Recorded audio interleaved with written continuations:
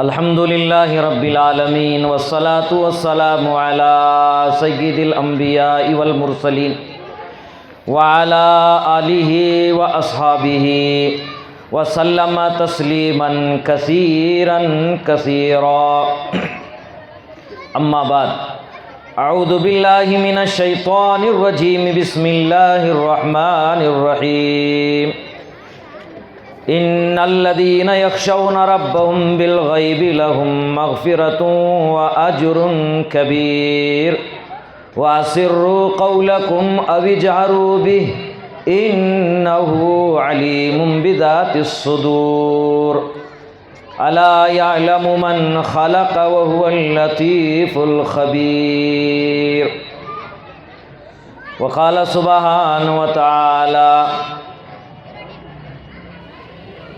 ووصى بها إبراهيم وبنيه يعقوب يا بني إن الله اصطفى لكم الدين فلا تموتن إلا وأنتم مسلمون قال النبي صلى الله عليه وسلم سيأتي على الناس زمان لا يبقى من الإسلام إلا اسمه ولا يبقى من القرآن إلا رسمه ومساجدهم آمرة وهي خراب من الهدى قال النبي صلى الله عليه وسلم العلم نور أو كما قال عليه الصلاة والسلام صدق الله العلي العظيم وصدق رسوله النبي الكريم ونحن على ذلك من الشاهدين والشاكرين والحمد لله رب العالمين۔ محبت اور جذبے کے ساتھ، شوق کے ساتھ ہم سب کے آقا حضرت محمد عربی صلی اللہ علیہ وسلم پر درود و سلام پیش فرمائیں۔ اللہم صلی علی سیدنا محمد وعلی آل سیدنا محمد وبارک وسلم۔ قابل قدر واجب الاحترام معزز علماء کرام، حفاظ کرام، ائمہ کرام، نوجوان دوستوں اور بھائیوں، عزیز ساتھیوں اور پردہ نشین معزز خواتین، مکتب شیخ زکریا کے معصوم ہونہار طلبہ اور طالبات، ماشاءاللہ مکتب شیخ زکریا کے طلبہ عزیز نے عصر سے لے کر اب تک بہت سے دین کی قیمتی اور بنیادی باتیں آپ حضرات کے سامنے رکھی ہیں۔ دعا ہے کہ اللہ پاک ہم سب کو کہنے سننے سے زیادہ عمل کی توفیق عطا فرمائیں۔ میں بھی ان بزرگوں علماء کی موجودگی میں بھی ایک طالب علم، اپنے اکابر اولیاء اللہ بزرگان دین نے علم کے دریا میں گوتے لگا کر کچھ موتیاں امت کے سامنے رکھی ہیں، دو چار موتی آپ حضرات کی خدمت میں بھی رکھنے کی کوشش کرتا ہوں۔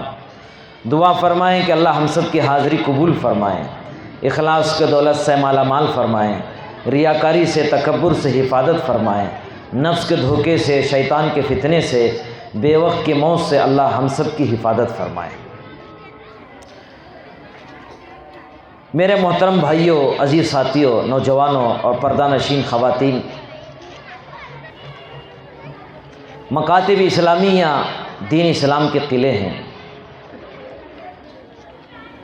مکاتب کی تعلیم، اس میں ہونے والی تربیت سے بات اندازہ لگایا جا سکتا ہے کہ صحابہ اکرام فرماتے ہیں رسول اکرم صلی اللہ علیہ وسلم کے زمانے میں صحابہ اکرام اور نبی پاک صلی اللہ علیہ وسلم کے زمانے میں سیکھنا اور سکھانا اتنا عام تھا۔ حضرت عبداللہ ابن عمر رضی اللہ تعالیٰ عنہ بیان فرماتے ہیں کہ ہم نے دیکھا کہ محمد عربی صلی اللہ علیہ وسلم آپ لوگوں کو تشہد ایسے یاد کراتے تھے جیسے مکتب کا استاد بچوں کو یاد کراتا ہے۔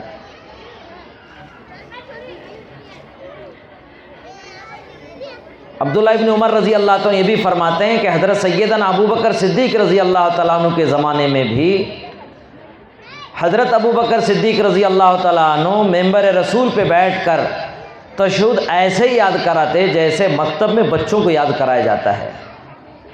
اور حضرت عثمان غنی رضی اللہ عنہ کو جب زمانہ آیا ہے، صحابہ فرماتے کہ مدینے کے بازار میں حضرت عثمان غنی رضی اللہ تعالیٰ عنہ بازار کے نوجوانوں اور ذمہ داروں کو جوڑ کر وضو کرنے کا طریقہ، کیسے رسول پاک صلی اللہ علیہ وسلم وضو فرماتے تھے، وہ طریقہ پورے بھرے بازار میں لوگوں کو جمع فرما کر ایک اونچے کٹے پہ بیٹھ کر حضرت عثمان غنی رضی اللہ تعالیٰ عنہ وضو کا طریقہ سمجھاتے تھے کہ یہ ہے نبی پاک صلی اللہ علیہ وسلم کا طریقہ۔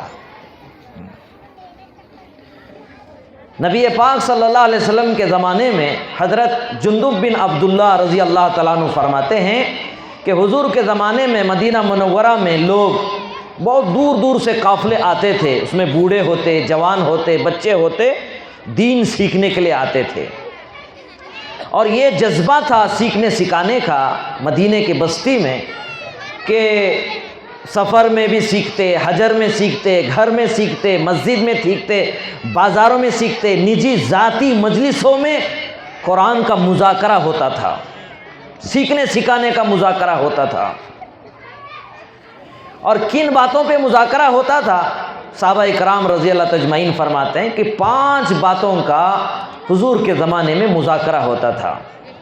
سب سے پہلے توحید یعنی عقیدہ، ارکان اسلام کی تعلیم۔ نمبر 2 حضرت محمد رسول اللہ صلی اللہ علیہ وسلم سے سچی محبت اور آپ کی سیرت طیبہ کی تعلیم۔ نمبر 3 قرآن مجید کا سیکھنا سکھانا، اس کی تعلیم۔ نمبر 4 رسول پاک صلی اللہ علیہ وسلم نے جتنے قرآن و حدیث کی جو دعائیں ہیں جو آقا نے سکھائی ہیں، ان دعاؤں کو سکھایا جاتا۔ نمبر 5 حضور پاک صلی اللہ علیہ وسلم کے اخلاق اور عادات کو سکھایا جاتا تھا۔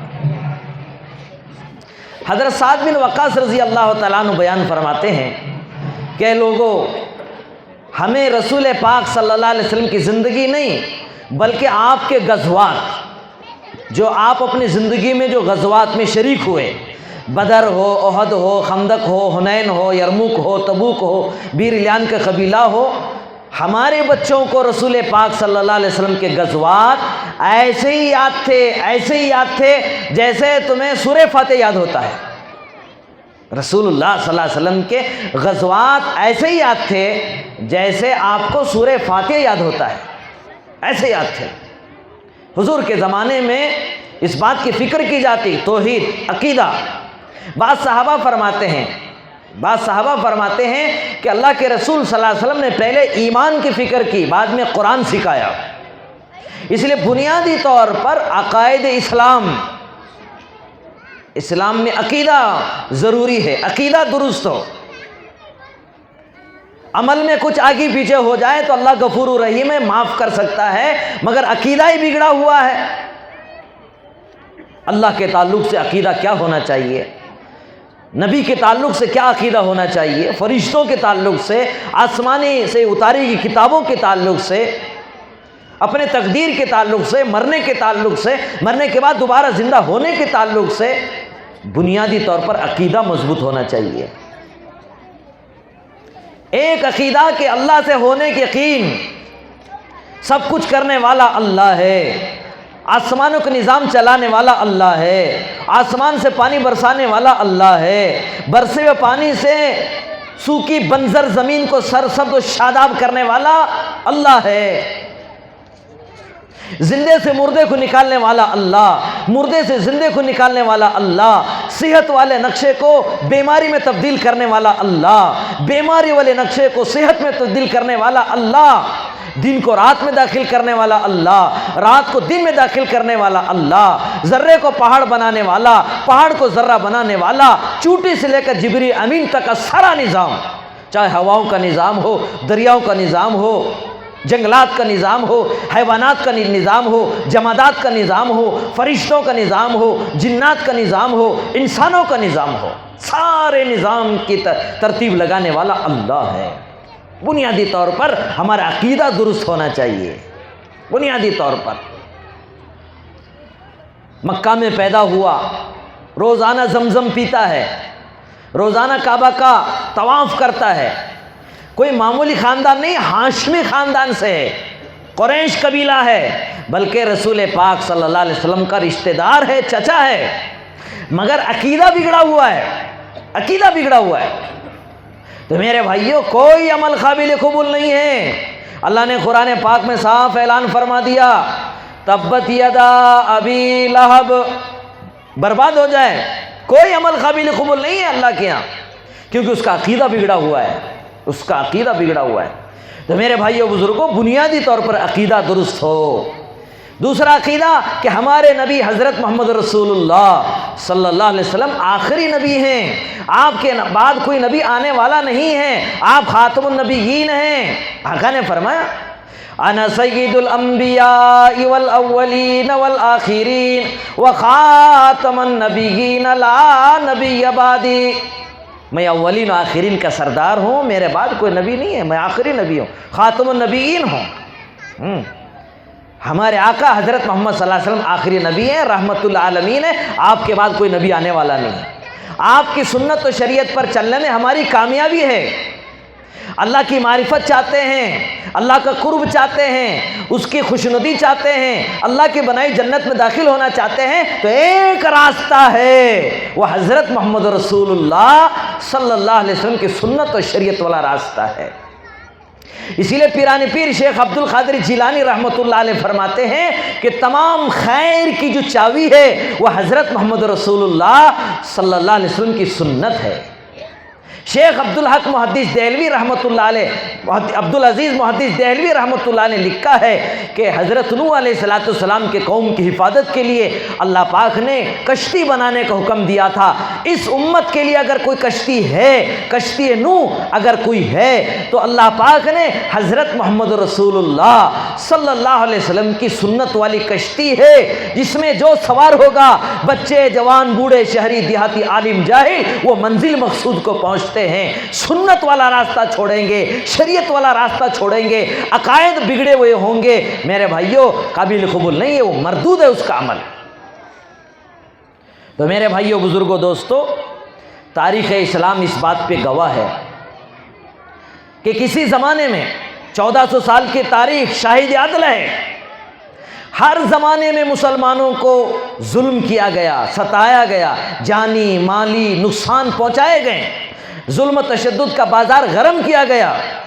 مگر میرے بھائیوں بزرگوں دوستو، اس وقت کی جو موجودہ حالات ہیں، اس وقت کا جو موجودہ بھارت ہے، اور خصوصی طور پر انگریزوں کے دور میں، اور خصوصی طور پر اس ملک بھارت میں باطل طاقتوں نے جو کوشش کی ہے، محنتیں کی ہے، اس کی ایک مثال اکابر علماء اولیاء اللہ اس وقت دیتے ہیں۔ دیکھیے، پانی میں زہر مل جاوے تو دوسرا پانی پی کر جی سکتے ہیں، کھانے میں زہر مل جاوے تو دوسرا کھانا کھا کر جی سکتے ہیں۔ اب بتائیے، ہوا میں اگر زہر آ جاوے تو بچنے کا کیا راستہ ہے؟ باطل آج ہمارے گھروں میں داخل ہو چکا ہے، شرک، بدعت، بغاوت، جہالت، غفلت، ریاکاری، خودغرضی، منچائی زندگی عام ہوتی چلی جا رہی ہے۔ مگر میرے بھائیوں بزرگوں دوستو، اللہ ہمارے اکابر اولیاء اللہ بزرگان دین کو بہترین بدلہ نصیب فرمائے۔ خصوصی طور پر حاجی امداد اللہ صاحب مہاجر مکی رحمۃ اللہ علیہ فرماتے ہیں، ہمارے عمل کا تو کوئی بھروسہ نہیں، کوئی اعتماد بھروسہ نہیں ہمارے عمل کا، مگر اللہ کے ذات سے اتنی امید ضرور رکھتے ہیں کہ ہم نے اس ملک بھارت کے اندر الحمدللہ مکاتب اسلامیہ کی جال ہم نے پھیلا دیا ہے، ہو سکتا ہے اس عمل کی برکت سے اللہ ہماری مغفرت فرمائے۔ حاجی امداد اللہ صاحب مہاجر مکی رحمۃ اللہ علیہ فرماتے ہیں۔ حضرت مولانا حسین ممدنی رحمۃ اللہ علیہ فرماتے ہیں، اس ملک بھارت کے اندر دین ایمان کو بچانے کے لیے کیا محنتیں کی گئی ہے، کیا کوششیں کی گئی ہے۔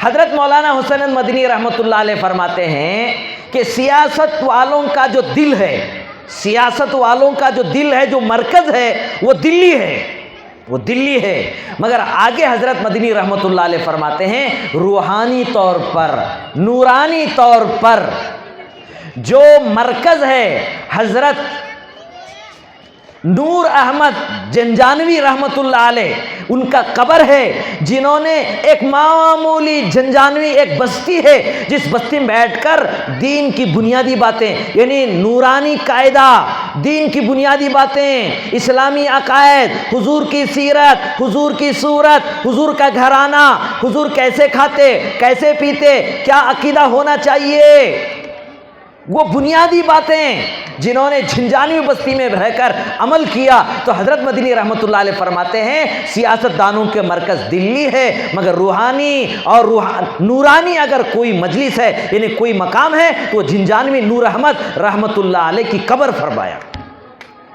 میرے بھائیوں بزرگوں، کوئی معمولی کام نہیں ہے کہ بنیادی طور پر مکاتب اسلامی کی محنت کی. آپ اندازہ لگائیے مکتب شیخ زکریہ جس شیخ کے نام سے یہ منسوب ہے، حضرت شیخ زکریہ رحمۃ اللہ علیہ خود بیان فرماتے ہیں کہ میرا دل چاہتا ہے، میرا جی چاہتا ہے کہ میں نورانی قاعدہ پڑھاؤں. کیوں؟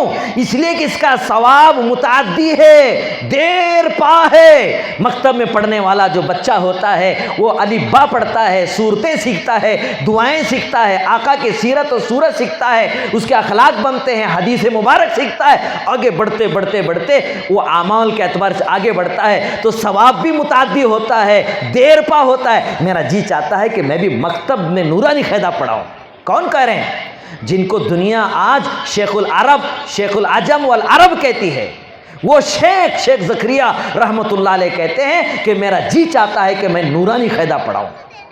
تو میرے بھائیوں بزرگوں دوستو، یہ مکاتب اسلامیہ کی محنت ہے اس ملک بھارت میں. اپنے اکابرین کی، ان بزرگوں سے پہلے کی حالات زندگی اٹھائیے. حضرت امام شافعی رحمۃ اللہ علیہ فرماتے ہیں جتنے امام گزرے ہیں، چاہے امام شافعی ہو، امام مالک ہو، امام ابو حنیفہ ہو اور امام احمد بن حنبل ہو، یا جتنے اکابر علماء اولیاء اللہ کتب ابدال غوث دستگیر گزرے ہیں، ان کی زندگی کے اوراق الٹ کر دیکھیں گے، ان کی ابتدا، ان کی بنیاد مکتب سے ملتی ہے. امام شافعی رحمۃ اللہ علیہ فرماتے ہیں، حضرت امام شافعی کہتے ہیں میں 7 سال کی عمر میں مکتب کے اندر حافظ قرآن ہوا، 7 سال کی عمر میں، اور 10 سال کی عمر میں موطا امام مالک کا میں حافظ بن گیا. 10 سال کی عمر میں موطا امام مالک کا حافظ بن گیا. امام بخاری رحمۃ اللہ علیہ فرماتے ہیں، امام بخاری 16 سال کی عمر میں میں حافظ قرآن بھی تھا اور حدیث کے علوم کے تمام علوم سے میں فارغ ہوا تھا. 16 سال کی عمر میں امام بخاری رحمۃ اللہ علیہ فرماتے ہیں. تو میرے بھائیوں بزرگوں دوستو، یہ مکاتب اسلامیہ دین اسلام کے قلعے ہیں، دین اسلام کے قلعے. اس مکاتب اسلامیہ کے اندر دین کی بنیادی باتیں اور خصوصی طور پر یہ نبی پاک صلی اللہ علیہ وسلم کی گھرانی کی میراث بڑھتی ہے. میراث ان مکاتب اسلامیہ کے اندر رسول پاک صلی اللہ علیہ وسلم دنیا سے پردہ فرمانے کے بعد مدینے کے بازار میں حضرت ابو ہریرہ رضی اللہ تعالیٰ عنہ نے ایک اعلان کیا.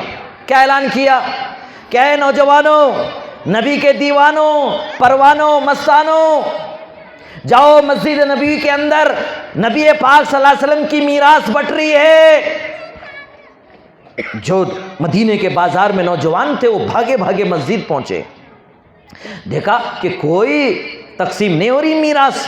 واپس آئے، کہا ابو ہریرہ یہ آپ نے کیا کہا؟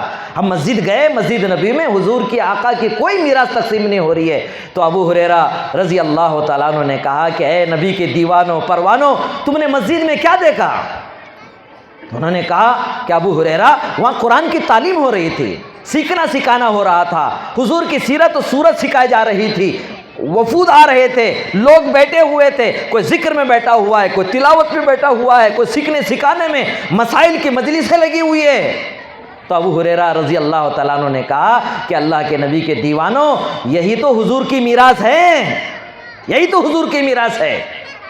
تو میرے بھائیوں بزرگوں دوستو، ہماری بڑی خوشی اور سعادت مندی کی بات ہے کہ آج ہمارے علاقے کے علماء اور خصوصی طور پر آپ کے اس جمکنڈی شہر میں آپ کے مکتب زکریا اور مکتب مسجد شیخ زکریا سے حضور کی میراث بٹ رہی ہے، حضور کی میراث بٹ رہی ہے. ایک زمانہ وہ تھا تاریخ اسلام کا میرے بھائیوں، آج ان معصوم بچوں کو اسلام اور دین کے عقائد سکھا جا رہے ہیں، مگر میرے بھائیوں باطل بھی تو محنت کر رہا ہے، باطل بھی تو محنت کر رہا ہے. میرے بھائیوں وہ زمانہ جس زمانے مسلمانوں کو ظلم تشدد کا شکار بنایا گیا، گھر بار دکان مکان ختم کیے گئے، مگر ایک آج ایسے نازک دور میں ہم اور آپ قدم رکھے ہوئے ہیں یا ایمان پہ ڈاکہ پڑ رہا ہے. ایمان کی سلامتی بہت مشکل۔ آقا مدنی صلی اللہ علیہ وسلم کی پیشن گوئی ہے۔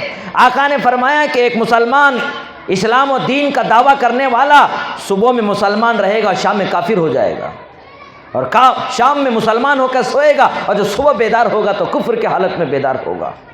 کیوں؟ اس لیے کہ میرے بھائیوں عقائد بگڑ رہے ہیں، ایمان پر ڈاکے ہو رہے ہیں، اور خصوصی طور پر اس وقت کے جو حالات ہیں، یہ جو نیو ایجوکیشن پالیسی ہے، خصوصی طور پر یہ اسکول، کالج، کانوینٹ اور ٹیوشنوں کا جو دور ہے، یہ جو دور ہے اسکول، کالج اور کانوینٹوں کا دور ہے، ہمارے معصوم بچوں کو میرے بھائیوں آج ان لوگوں کے حوالے کر رہے ہیں ہم لوگ، ان لوگوں کے حوالے۔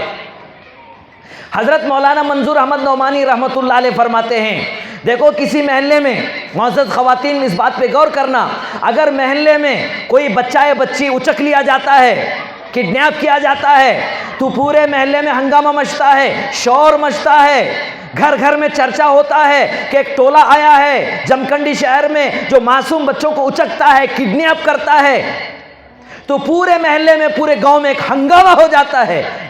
عورتیں باتیں کرتی ہیں، جوان باتیں کرتی ہیں، بوڑھے باتیں کرتے ہیں، پورے محلے میں ایک پارا لگ جاتا ہے۔ مولانا منظور نعمانی رحمۃ اللہ علیہ فرماتے ہیں کہ آج ہمارے معصوم بچے، ہاں، جن کے پیدا ہونے پر ہم نے خوشی کا اظہار کیا، عقیقہ کیا، اچھا نام رکھا، اور ماشاءاللہ ہم نے اللہ کا شکر ادا کیا، مگر ان معصوم بچوں کو جن کا نام ہم نے محمد رکھا، احمد رکھا، ختیجہ رکھا، سلمہ رکھا، ام حبیبہ رکھا، قاسم رکھا، ماشاءاللہ صحابہ کے، اولیاء اللہ کے نام ہم نے رکھے، مگر میرے بھائیوں آج ہم ان لوگوں کے گود میں پہنچا رہے ہیں، ان یہودی، ان انگریزوں کے حوالے ہم کر رہے ہیں۔ ہاتھ پکڑ کر دادا، ہاتھ پکڑ کر چاچا، ہاتھ پکڑ کر باپ ان یہودی اسکول کانوینٹوں میں داخل کر کے کہہ رہا ہے کہ میرے بچے کو پکا یہودی بنا دو۔ دین اسلام کے لالے پڑ رہے ہیں میرے بھائیوں، ہمارے بچے ہمارے ہاتھوں سے نکلتے چلے جا رہے ہیں۔ مولانا ابو الحسن ندوی رحمۃ اللہ علیہ کا ملفوظ یاد آ گیا۔ حضرت فرماتے تھے، دیکھو جو بچہ مسلمان کے گھر میں، کوئی بچہ یہودی کے گھر میں پیدا ہو اور یہودی بن کر مرے، ہمیں کوئی افسوس نہیں ہے۔ نصرانی کے گھر میں پیدا ہو اور نصرانی بن کر مرے، ہمیں کوئی پرواہ نہیں، کوئی افسوس نہیں ہے، مگر ایک بچہ مسلمان کے گھر میں پیدا ہو، اس کا نام اچھا رکھا گیا، محمد اور احمد نام رکھا گیا، ماشاءاللہ عقیقہ کیا گیا، خوشیاں منائے گئے، مگر وہ مسلمان بچہ جب مر رہا ہے تو کفر کے حالت میں، بے ایمانی کے حالت میں مر رہا ہے، اس پر افسوس کرنے کی ضرورت ہے، اس پر افسوس کرنے کی ضرورت ہے۔ میرے بھائیوں اپنے تاریخ اٹھا کر دیکھو، اسلام کی تاریخ اٹھا کر دیکھو، مسلمان ہم سیاہ سفید کے مالک تھے، اور کیا تھا، کیا دور تھا ہمارا، اور ہم کہاں سے کہاں پہنچے۔ ایک واقعہ میں آپ کو سناتا ہوں، بغداد شہر کا واقعہ۔ اسلامی حکومت تھی جہاں پر میرے بھائیوں مسلمانوں کا دورہ تھا، ماں بہنوں کا ایک بہت بڑا مجموعہ یہاں پر بیٹھا ہوا ہے، انہیں ایک پیغام دینا چاہتا ہوں میں۔ بغداد شہر کے بادشاہ نے، اسلامی حکومت تھی، اسلامی حکومت، بادشاہ وقت کو فکر ہوئی کہ میرا نوجوان شہزادہ جوان ہوا ہے، اب ایک ایسی لڑکی تلاش کی جائے جو حافظہ ہو، عالمہ ہو، حافظہ ہو، ایسے لڑکی کو تلاش کیا جائے۔ صلاح اور مشورہ دینے والوں نے کہا کہ حضرت بغداد شہر تو بہت بڑا ہے، آپ کہاں تلاش کریں گے؟ آپ ایک کام کریں، شاہی فرمان جاری کریں، بغداد شہر میں جن کے گھروں میں حافظہ ہوگی بچی، وہ علامت یہ ہوگی کہ بادشاہ وقت مغرب کے بعد، عشاء کے بعد بغداد شہر گھومنے کے لیے چلیں گے، آپ اس کی علامت یہ ہوگی کہ اپنے گھر میں اگر کوئی بچی حافظہ ہے تو اپنے گھر کے دہلیز پر، دروازے پر ایک چراغ لگا دے۔ بادشاہ نے اعلان نکالا، پورے بغداد شہر میں آواز پہنچی کہ بادشاہ وقت کے شہزادہ نکاح کرنا چاہتا ہے ایسے بچی سے جو حافظہ ہے، حافظہ۔ تو میرے بھائیوں بغداد کی تاریخ اس بات پہ گواہ ہے، تاریخ بغداد اس بات پہ گواہ ہے، جب بادشاہ وقت اپنے پورے ذمہ داروں کے ساتھ، وزراء کے ساتھ بغداد شہر کا معائنہ کرنے کے لیے جب عشاء کے بعد نکلتا ہے، میرے بھائیوں تاریخ بغداد اس بات پہ گواہ ہے کہ بغداد شہر کے ہر گھر کے دہلیز پر چراغ جل رہا تھا، ہر گھر کے دہلیز پر چراغ جل رہا تھا۔ کیا مطلب؟ بغداد کے ہر گھر میں ہر بچی حافظہ تھی۔ بادشاہ کو اس بات کی فکر ہوئی بھی بغداد کے ہر گھر میں حافظہ ہے، ہم کسے بہو بنائیں، کسے بہو بنائیں۔ دوسرا شاہی فرمان نافذ ہوتا ہے، اس زمانے موطا امام مالک کی تعلیم بغداد شہر میں ہوتی تھی، اللہ اکبر۔ دوسرا شاہی فرمان آتا ہے، اس بچی کو ہم بہو بنائیں گے، اس بچی کو ہم بہو بنائیں گے جو بچی حافظہ ہونے کے ساتھ ساتھ موطا امام مالک کی بھی حافظہ ہو۔ جب دوسرا اعلان نکلا، دوسرے دن وقت کے بادشاہ نے بغداد شہر کا جب سفر کرتا ہے، بغداد شہر کا، رات میں دیکھتا ہے بغداد شہر کے آدھے سے زیادہ گھروں پہ سامنے چراغ جل رہا ہے۔ کیا مطلب؟ موطا امام مالک کی بھی حافظہ تھی، موطا امام مالک کی بھی حافظہ تھی۔ میرے بھائی ایسی تاریخ رکھنے والے، میرے بھائی یہ تو بغداد کی تاریخ میں آپ کو سنا رہا ہوں۔ 4 دن پہلے میں بھٹکل شہر کا سفر کیا، میں مدارس کا دورہ کیا، وہاں کے بڑوں سے ملاقات کیا، میں نے وہاں کی کچھ کارگزاری جمع کی۔ میرے بھائیو بھٹکل شہر میں آج ایک مولانا اقبال صاحب جامعہ اسلامیہ بھٹکل کے محتمی میں انہوں نے اپنی کارگزاری سنائی۔ الحمدللہ مولانا ہماری اس وقت بھٹکل شہر میں، بغداد کی بات نہیں کر رہا، اس وقت بھٹکل شہر کی کارگزاری یہ ہے کہ ہمارے بھٹکل میں بچیاں، لڑکیاں 1500 بچیاں حافظ قرآن ہیں، 1500 بچیاں حافظ قرآن ہیں، 2000 بچے حافظ قرآن ہیں، 105 مسجدیں ہیں۔ تو میرے بھائیو بزرگوں دوستو، ایک زمانہ وہ تھا بغداد شہر، مگر جب بے دینی آئی، نافرمانی آئی، حالات بدلے، لوگ اپنے اعمال پر اور اپنے چیزوں میں مست رہ گئے، کھانے پینے میں مست رہ گئے۔ تاریخ بغداد کے اندر یہ بھی واقعہ آتا ہے، کچھ ایسے حالات بھی پیدا ہوئے، کبھی موقع مل جائے تو میرے بھائیو تاریخ دعوت و عظیمت حضرت مولانا ابو الحسن ندوی رحمۃ اللہ علیہ کی لکھی ہوئی کتابوں کو مطالعہ کیا جائے، اس وقت پڑھنے کی ضرورت ہے۔ میرے بھائی انہوں نے تاریخ بغداد کا نقشہ کھینچا ہے، خصوصی طور پر جب مسلمان غافل ہو گیا، دین کو بھول گیا، شریعت کو بھول گیا، سنت کو بھول گیا، خصوصی طور پر قرآن تعلیمات اور مکتب کی اہمیت، یہ جو بنیادی پاور ہاؤس ہے اسلام کا، اس سے جو غفلت برتے، اپنے بچوں پہ توجہ نہیں دی، اخلاق پر، قرآن تعلیمات پر، مکاتب اسلامی کے محنت سے غفلت برتنے لگے، تو پھر اس قوم پر ایسے حالات بھی آئے۔ ایک واقعہ میں آپ کو سناتا ہوں، تاریخ بغداد میرے بھائی گواہ ہے، تاتار قوم نے بغداد پر جب حملہ کیا ہے، مسلمانوں پر حملہ کیا ہے، میرے بھائیو مولانا ابو الحسن ندوی دعوت تاریخ عظیمت میں لکھا ہے کہ ایسا حملہ کیا، 3 دن میں 18 لاکھ مسلمانوں کو قتل عام کیا گیا، 3 دن میں۔ تو ایک دن کا یومیہ کتنے ہوئے؟ ایک دن میں 3 لاکھ شہید کیے گئے، قتل کیے گئے، 3 لاکھ۔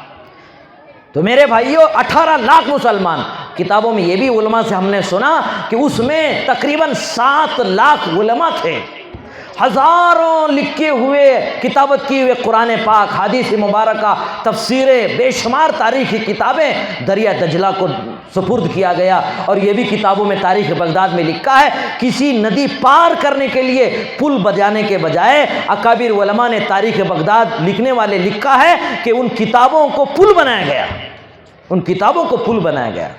ایسے حالات پیدا ہوئے، مگر میرے بھائیو بزرگوں دوستو، ہر زمانے میں حالات، مسائل، پریشانی یہ تو لگے ہوئے ہیں، یہ تو ہونے والے، مگر میرے بھائیو نبی پاک صلی اللہ علیہ وسلم کی دعا ہے، یہ بات طے ہے، کسی زمانے میں باطل نے، دشمنان اسلام نے جتنی بھی محنتیں، کوششیں کی ہے، اکٹھے ایک ساتھ ہی پوری اسلام کو مٹا دے، یہ ناممکن ہے۔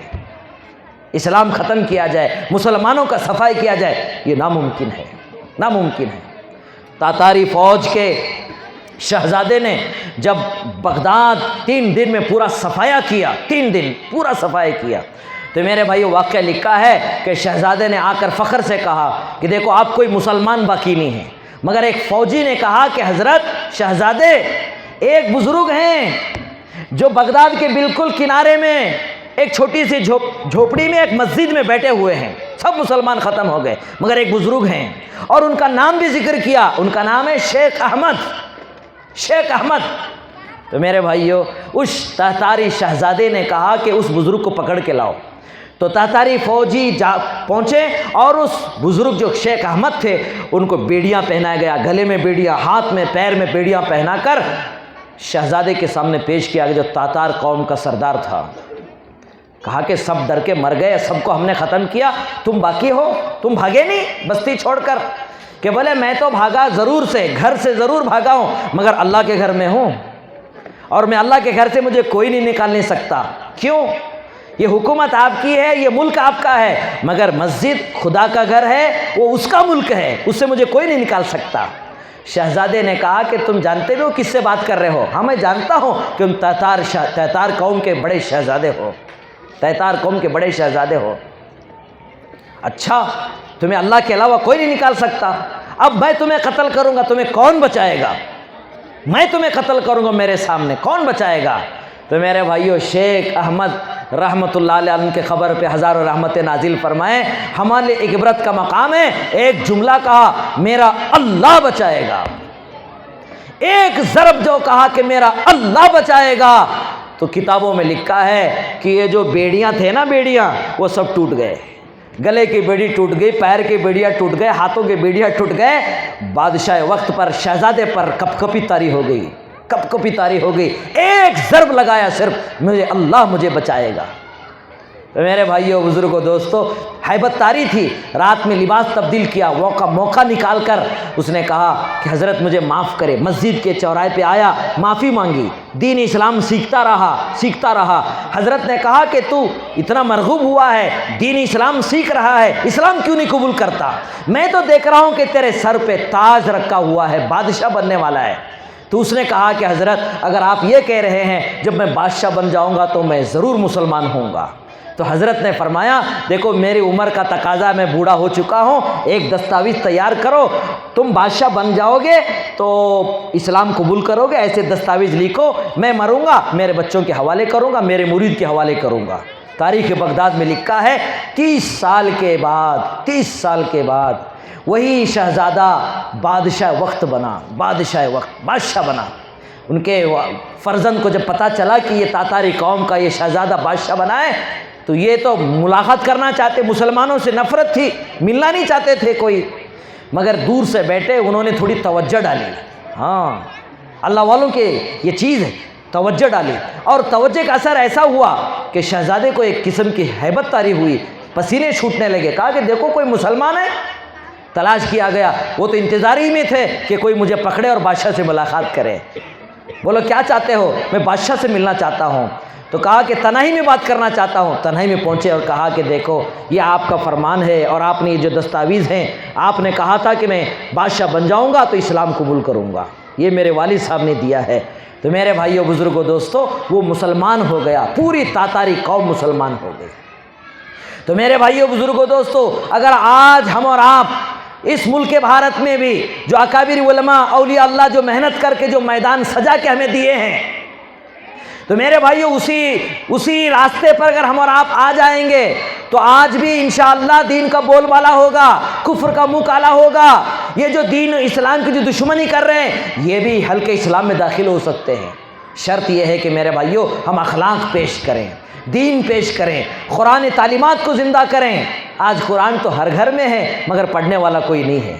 میرے بھائی اگر یہ آواز میں لگاؤ، جمکنڈی شہر میں قرآن پڑھنے والے زیادہ ہیں یا قرآن نہیں پڑھنے والے زیادہ ہیں؟ آپ سروے کر کے دیکھو، قرآن نہیں پڑھنے والے زیادہ ہیں، نماز پڑھنے والے کم ہیں، نماز چھوڑنے والے کم ہیں۔ کتنے ہمارے ماں بہنیں ہیں، اور باطل اس وقت جو سب سے بڑی محنت کر رہا ہے، میرے بھائیوں علماء فرماتے ہیں، حضرت جی رحمۃ اللہ علیہ فرماتے، باطل جو آتا ہے وہ عورتوں کے راستے سے آتا ہے۔ آج ہمارے معاشرے کے اندر خصوصی طور پر دین کے دشمنوں نے اسلام، دین، ایمان مٹانے کا اگر کوئی آلہ کار بنایا ہے تو انہوں نے عورتوں کو بنایا ہے، عورتوں کو بنایا ہے۔ دیکھیں معمولی 50 پیسے کی ڈبی ہوگی، اس میں ننگی عورت کی تصویر ہوگی۔ گناہ، جرائم، بے حیا، ظلم اور بے حیائی کے جو کچھ مناظر ہوتے ہیں آج عورت کے ذریعے سے عام کیا جا رہا ہے۔ اسی لیے اکابر علماء، اس وقت کے اکابر علماء کہتے ہیں، مرد پڑھا تو فرد پڑھا، ایک عورت پڑھی تو پورا خاندان پڑھا۔ تو لہٰذا اگر ہم اپنی بستی میں دین ایمان کو باقی رکھنا چاہتے ہیں، ایک بہت بڑا مجمع ماشاءاللہ ہمارے ماں بہنوں مستورات کے یہاں موجود ہے، وہ اگر نیت کریں گے اس گھر کو جنت کا نمونہ بنا سکتے ہیں۔ آپ کی گود سے علماء، حفاظ، محدثین، مناظرین، کتب، ابدال، غوث، دستگیر، پیران پیر، ائمہ، علماء پیدا ہوئے، آج بھی پیدا ہو سکتے ہیں، آج بھی پیدا ہو سکتے ہیں۔ لوگ کہتے ہیں کہ وہ دور نہیں رہا، وہ زمانہ نہیں رہا، اپنے اکابر علماء اس وقت کہتے ہیں کہ اگر یہ کوئی کہہ رہا ہے کہ اب ولیوں کا زمانہ نہیں ہے، اب علماء نہیں پیدا ہو سکتے، محدثین نہیں پیدا ہو سکتے، کتب ابدال غوث دستگیر پیدا نہیں ہو سکتے، تو ختم نبوت پر وہ الزام لگا رہے ہیں۔ کیوں؟ کیونکہ ہمارے نبی آخری نبی ہیں، ہمارے نبی کے بعد کوئی نبی آنے والا نہیں، یہ امت آخری امت ہے، اور نبی پاک صلی اللہ علیہ وسلم کی نبوت اور رسالت قیامت تک ہے، قیامت تک۔ جب نبی کی نبوت قیامت تک ہے، نبی کی رسالت قیامت تک ہے، آپ کا لائے و قرآن قیامت تک کے لیے ہے، تو میرے بھائیو حضور کی امت قیامت تک ہے۔ حضور کی امت میں ولی، کتب، ابدال، غوث دستگیر، پیران پیر قیامت تک ہوں گے، قیامت تک یہ سلسلہ باقی رہے گا۔ ہر مسلمان اللہ کا ولی ہے۔ میرے بھائیو یہ معصوم بچے جتنے بیٹھے ان پر اگر صحیح محنت کی جائے، نہ معلوم کتنے پیران پیر بن سکتے ہیں، کتنے محدث بن سکتے ہیں۔ وہ کب بنیں گے؟ جب میرے بھائیو بزرگوں گھر کا ماحول بنے، مکتب کی اہمیت ہماری زندگی میں آ جائے۔ ماشاءاللہ حافظ فیاض صاحب نے، حافظ جاوید صاحب، ان کی سرپرستی میں ماشاءاللہ شیخ زکریا مکتب جو ماشاءاللہ چل رہا ہے، انہوں نے ایک سٹیج سجایا ہے، ماشاءاللہ ایک نور یہاں نظر آ رہا ہے، ایک روشنی نظر آ رہی ہے، اور ماشاءاللہ ایک سے بڑھ کر آفتاب مہتاب، کوئی قاری ہے، کوئی عالم ہے، کوئی حافظ ہے، ماشاءاللہ آپ کو نظر آ رہے ہیں۔ مگر تھوڑی دیر کے بعد یہ روشنی ختم ہو جائے گی، یہ روشنی ختم، کوئی نظر نہیں آئے گا۔ ایسے ہی میرے بھائیوں اکابر علماء محدثین کرام فرماتے ہیں، دیکھو یہاں تو روشنی ہے، مگر تھوڑا پیچھے مڑ کر دیکھو، وہ اندھیرا نظر آ رہا ہے، اندھیرا۔ اس وقت اکابر علماء کہتے ہیں دیکھو یہ اندھیرا وقتی اندھیرا ہے، یہ اندھیرا وقتی اندھیرا ہے۔ حضرت جی رحمۃ اللہ علیہ سے ایک سوال کیا گیا، جہالت کسے کہتے ہیں؟ جہالت کسے کہتے ہیں؟ حضرت جی رحمۃ اللہ علیہ نے فرمایا اس وقت کی جہالت یہ ہے کہ دنیاوی تعلیم کو حقیقی اور اصلی تعلیم سمجھنا اس وقت کی جہالت ہے۔ اور حقیقی اندھیرا کیا ہے؟ تو اکابر علماء نے کہا حقیقی اندھیرا، دیکھو یہ اندھیرا جو نظر آ رہا ہے یہ وقتی اندھیرا ہے۔ وہ کیسے؟ ستارے جگمگائیں گے، یہ اندھیرا ماند پڑ جائے گا، چاند نکلے گا، اندھیرا ماند پڑ جائے گا، سورج نکلے گا، اندھیرا ختم ہو جائے گا۔ یہ اندھیرا وقتی اندھیرا ہے۔ ہمیشہ کا اندھیرا کیا ہے؟ میرے بھائیو آج بھی ہمارا جمکنڈی شہر، ہمارے اطراف اکناف دیہات اور ہمارا یہ ملک، اور میرے بھائیو ہمارے دیہات، ہمارا تعلقہ، ہمارا ضلع، ان دیہاتوں کے اگر خاک چھانیں گے آپ کو پتا چلے گا کہ ہمارا پورا ضلع، ہمارا صوبہ، ہمارا ملک آج بھی میرے بھائیو ایسی حقیقی اندھیرے کے اندر مبتلا ہے۔ حقیقی اندھیرا کیا ہے؟ علماء اس وقت کہتے ہیں حقیقی اندھیرا شرک ہے، بدعت ہے، بغاوت ہے، جہالت ہے، غفلت ہے، ریاکاری ہے، خود غرضی ہے، جھوٹ ایک اندھیرا ہے، غیبت ایک اندھیرا ہے، حسد ایک اندھیرا ہے، کینہ کپٹ ایک اندھیرا ہے، ظلم ایک اندھیرا ہے، بے حیائی ایک اندھیرا ہے، ننگا ناچ ایک اندھیرا ہے۔ ان اندھیروں سے آج ہماری بستی، ہمارا گھر، ہمارا میرے بھائیوں ہمارا پورا معاشرہ لت پت ہے۔ ایک اللہ والے نے کہا آج گناہوں کی وجہ سے آنکھ گندی ہے، زبان گندی ہے، کان گندے ہیں، دماغ گندا ہے، دل گندا ہے، ہاتھ گندے ہیں، پیر گندے ہیں، بستر گندا ہے، گھر گندا ہے، معاشرہ گندا ہے، پورا گھر گندا ہے۔ نوجوانوں، بھائیوں، بزرگوں اور عزیز ماں بہنوں، تھوڑا آنکھ بند کرو، سینے پہ ہاتھ رکھ کے فیصلہ کرو، کیا یہی کیفیت، یہی حالات، یہی رفتار جو اس وقت ہمارا آپ غفلت کی زندگی گزار رہے یہی کیفیت رہے گی؟ بتائیے کیا مرنے سے پہلے آقا محمد عربی صلی اللہ علیہ وسلم کی زیارت ہو سکتی ہے؟ ہو سکتی ہے؟ ناممکن ہے۔ اللہ اکبر۔ جن فضائل اعمال کو ہم اور آپ پڑھتے ہیں، شیخ زکریا رحمۃ اللہ علیہ فرماتے میں حافظ، میرا لڑکا حافظ، تایا حافظ، ان کے بھائی حافظ، ان کے والد مولانا یحییٰ صاحب حافظ، ان کے عورتیں حافظ۔ اور حضرت شیخ زکریا رحمۃ اللہ علیہ فرماتے ہیں میرے گھر کی عورتیں اپنے گھر کے کام کاج کر کے الحمدللہ دن میں 15 پارے قرآن کی تلاوت کرتے ہیں۔ شیخ زکریا رحمۃ اللہ علیہ ایک بہو تھی، غالباً ان کا نام عاتیقہ تھا یا عاتیہ تھا۔ انہوں نے کہا اپنی بہو کو بلایا، بیٹی فتنے کا زمانہ ہے، سورہ کہف روزانہ پڑھا کرنا، سورہ کہف روزانہ پڑھا کرنا۔ ان کے حالات زندگی میں لکھا ہے جو حضرت شیخ ذکر رحمۃ اللہ علیہ کی بہو عاتیقہ تھی تو وہ روزانہ سورہ کہف پڑھتی، 5000 مرتبہ اللہ اللہ کرتی، 5000 مرتبہ الحمدللہ درود شریف پڑھتی، 5000 مرتبہ۔ اور یہ بھی لکھا ہے 33 مرتبہ اپنی زندگی میں انہوں نے حج کیا، 33 مرتبہ۔ مدینے کے اندر تھی تو سینے میں درد ہوا، تکلیف سے کرا رہی تھی، کچھ بے چینی اس طرح بھی حالت میں تھی، تو رسول اللہ صلی اللہ علیہ وسلم کی زیارت ہوئی، کہا بیٹی غم نہ کر، میں دم کر دیتا ہوں۔ نبی پاک صلی اللہ علیہ وسلم نے دم کیا، تکلیف درد کم ہوا۔ آئندہ تکلیف ہو تو بھائی طلحہ سے کہنا وہ کثرت سے مجھے درود بھیجتے، وہ تمہیں دم کریں گے۔ اللہ کے رسول نے کہا۔ کیا زمانہ ہوگا میرے بھائیوں، یا علماء بیٹھے ہیں، کبھی سہارنپور جاؤ کر دیکھو میرے بھائی، اتنے حفاظ علماء ہو گئے، محلے والوں کو مجبور ہونا پڑا۔ جیسے آپ شیخ زکریا کا محلہ ہے زمزم کالونی ہے نا، آپ سہارنپور جاؤ گے تو سہارنپور میں ایک محلہ ملے گا، اتنے محلے کے مولوی ہو گئے کہ گاؤں والوں نے، محلے والوں نے طے کیا اس محلے کا نام محلے مولویان رکھا۔ اتنے مفتی ہو گئے سہارنپور میں میرے بھائیوں، محلے والوں نے طے کیا اس محلے کا نام محلے مفتیان رکھا جائے۔ میرے بھائی ایسا دور تھا، ایسی محنتیں ہماری بستی میں قریوں میں ہوا کرتی تھی جب دین باقی ہے۔ آج الحمدللہ اس دعوت کی مبارک محنت سے یہ چھوٹی پھوٹی محنت ہو رہی ہے۔ اس گمان میں نہ رہنا کہ ہم دعوت کا کام اونچا کر رہے ہیں، ہمارے یہاں دارالعلوم ہے، دارالفتہ ہے، اتنے علماء اتنے حفاظ ہیں۔ میرے بھائی شیطان کا دھوکہ ہے، یہ شیطان کا دھوکہ ہے، یہ شیطان دھوکے میں ڈالے ہوئے ہیں۔ میرے بھائیوں بنیادی طور پر آج ان 5 باتوں پہ محنت کرنے کی ضرورت ہے کہ ہمارا عقیدہ صحیح ہو، ہماری عبادت صحیح ہو، ہمارے معاملات صحیح ہو، ہمارے معاشرت صحیح ہو، ہمارے اخلاق صحیح ہو۔ یہ نام ہے اسلام، یہ مکمل اسلام ہے۔ تو میرے بھائیوں یہ باتیں نبی پاک صلی اللہ علیہ وسلم کے زمانے میں فکر ہوئی، صرف یہاں نہیں بلکہ انبیاء علیہ السلام نے اپنے بچوں کی فکر کی۔ وہی آیت میں نے تلاوت کی، صرف 2 منٹ میں اس کی تشریح میں کر دیتا ہوں۔ وہ آیت میں نے تلاوت کی ہے، اللہ تعالیٰ وہ اتنا پسند آ گیا جو باپ بچوں نے فکر کی ہے، اپنے گھر کی، اپنے اولاد کی فکر کی۔ کیا کہا دیکھیے، اللہ تعالیٰ نے قرآن میں ان کا ذکر فرمایا، وَوَصَّىٰ بِهَا إِبْرَاهِيمُ وَبَنِيهِ يَعْقُوبُ يَا بَنِيَّ إِنَّ اللَّهَ اصْطَفَىٰ لَكُمُ الدِّينَ فَلَا تَمُوتُنَّ إِلَّا وَأَنتُم مُّسْلِمُونَ۔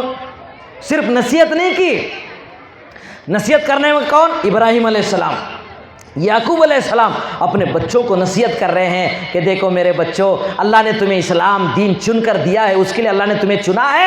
دیکھو تمہارا جینا، تمہارا مرنا اسی پر ہو، اسلام پر ہو، اسلام پر ہو۔ نبی ہو کر، نبی کی اولاد بھی نبی ہے۔ نبی پاک صلی اللہ علیہ وسلم سے ایک مرتبہ سوال کیا گیا، من ہوا کریم یا رسول اللہ، کریم خاندان، شرافت والا خاندان کون سا ہے؟ تو نبی پاک صلی اللہ علیہ وسلم نے فرمایا کریم ابن کریم، کریم ابن کریم، ابراہیم بن اسحاق بن یعقوب بن یوسف فرمایا۔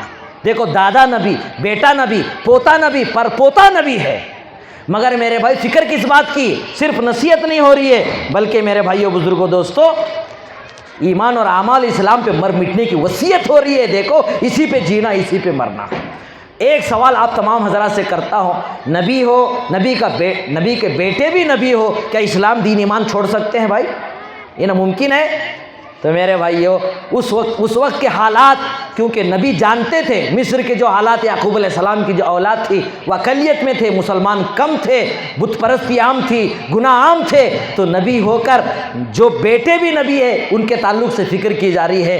اقلیت میں ہو، کئی ماحول کا اثر تمہاری زندگی میں نہ آ جائے، دین ایمان چھوڑ نہ بیٹھنا، اسی پہ قائم رہنے کی وصیت کر رہے ہیں۔ یہ ہماری نصیحت ہے اس آیت مبارک میں۔ میرے بھائیو ہم ذمہ دار بیٹھے ہیں، کافی سال سے دعوت تبلیغ کا کام کر رہے ہیں، ماشاءاللہ ہم بھی ماشاءاللہ علماء ہیں، ہمارے نسبت عالم اور حافظ کی لگی ہوئی ہے۔ ایک زمانہ گزر رہا ہے، 50 سال گزر گئے، 40 سال گزر گئے، فارغ ہوئے 10 سال، 15 سال، 20 سال، 25 سال ہو گئے۔ میرے بھائیوں آج اقلیت کے اندر مسلمان ہے، کفر کا ماحول، بدعت کا ماحول، جہالت کا ماحول، گناہوں کا ماحول، بے حیائی کا ماحول، آج ہر طرف سے گناہ ہی گناہ، اور خصوصی طور پر اسلام دین ایمان کو مٹانے کی ناپاک سازشیں اس ملک میں ہو رہی ہے۔ کیا کیا آج ہم فکر کرنے کی ضرورت نہیں ہے اسلام دین کو باقی رکھنے کے لیے؟ اسی لیے میرے بھائیوں یہ مکاتب اسلامیہ دین اسلام کے پاور ہاؤس ہے۔ دیکھو یہ لائٹ جگمگا رہا ہے، اس کا تعلق پاور ہاؤس سے ہے، تب جا کے لائٹ جگ رہی ہے۔ محلے جگمگا رہے ہیں، باغیچے جگمگا رہے ہیں، گھر جگمگا رہے ہیں، اس کا تعلق اگر پاور سے ختم ہو جائے گا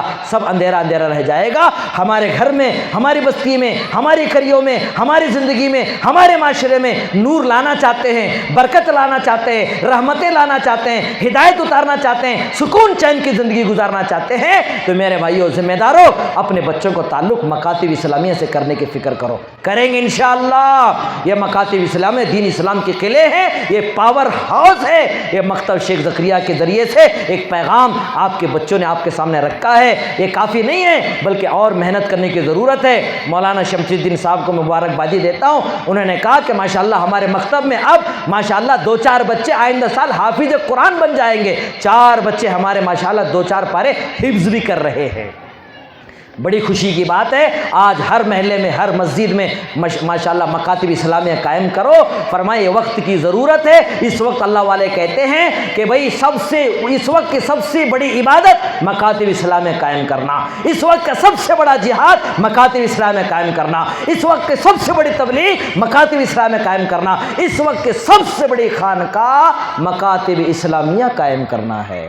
لہٰذا ہم تمام نیت کریں، ارادہ کریں۔ خاص طور پر ہمارے معزز خواتین سے ہم درخواست کرتے ہیں بچوں کو بھی پابندی سے بھیجیں، خود بھی سیکھیں، سیکھنے سکھانے کا ماحول پیدا کریں، فضائل کی تعلیم زندہ کریں، اعمال کو زندہ کرنے کی فکر کریں، نوجوانوں کو اللہ کے راستے میں بھیجنے کی فکر کریں۔ اللہ تعالیٰ سے دعا ہے اس مبارک موقع پر ان تمام اکابر علماء کے موجودگی میں اس طالب علم کو 2-4 باتیں کہنے کا حافظ فیاض صاحب اور حافظ جاوید صاحب اور دیگر ذمہ داروں نے مجھے دعوت دی، میں ان کا ممنون مشکور ہوں اور دل کے گہرائی سے دعا دیتا ہوں کہ اللہ تعالیٰ شیخ زکریا اس مکتب کے محنتوں کو اللہ قبول فرمائے، اس میں پڑھنے والے تمام بچوں کو اللہ پاک حافظ قرآن، عالم دین، دین کا داعی بنائے اور ان کے سرپرست اور ان کے والدین کو اللہ پاک دنیا اور آخرت کی تمام بھلائیاں نصیب فرمائے۔ انہی چند کلمات کے ساتھ میں اپنی بات کو مکمل کرتا ہوں۔ محمد کی محبت صلی اللہ علیہ وسلم، محمد کی محبت دین حق کی شرط اول ہے، اسی میں کمی تو سب کچھ نامکمل ہے۔